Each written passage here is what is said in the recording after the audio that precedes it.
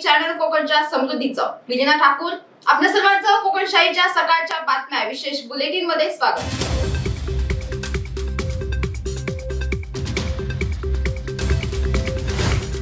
किल्ले राजकोट येथे उभारणी करण्यात आलेल्या छत्रपती शिवाजी महाराजांच्या भव्य दिव्य पुतळ्याचे अनावरण आणि तारकर्ली येथील नौसेना दिन सोहळा या सहभागी होण्यासाठी भारताचे यशस्वी पंतप्रधान माननीय नरेंद्र मोदी आज दुपारी मालवण टोपीवाला बोर्डिंग मैदान येथे हेलिकॉप्टरने दाखल होत आहेत।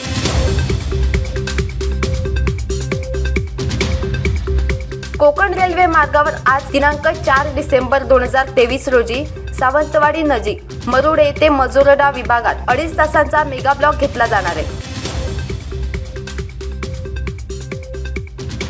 भारतीय नौदलाच्या जहाजावर पहिल्या कमांडिंग ऑफिसर म्हणून निवड करण्यात आलेल्या लेफ्टनंट कमांडर प्रेरणा देवस्थळी नौदल दिनानिमित्त तारकर्ली येथे आल्या आहेत। रिअल ॲडमिरल प्रवीण नायर यांच्या हस्ते प्रेरणा देवस्थळी यांना कमांडिंग ऑफिसर म्हणून नियुक्ती पत्र देण्यात आले।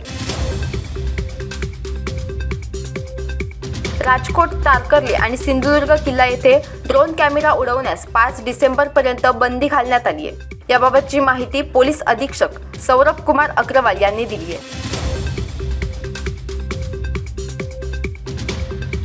मध्य प्रदेश, राजस्थान, छत्तीसगड येथील भाजपच्या विजयाचा जोरदार जल्लोष मालवण शहर भाजप कार्यालय येथे रविवारी सायंकाळी करण्यात आला। या विजयोत्सवात केंद्रीय मंत्री नारायण राणे, पालकमंत्री रवींद्र चव्हाण, माजी खासदार निलेश राणे यांची प्रमुख उपस्थिती होती।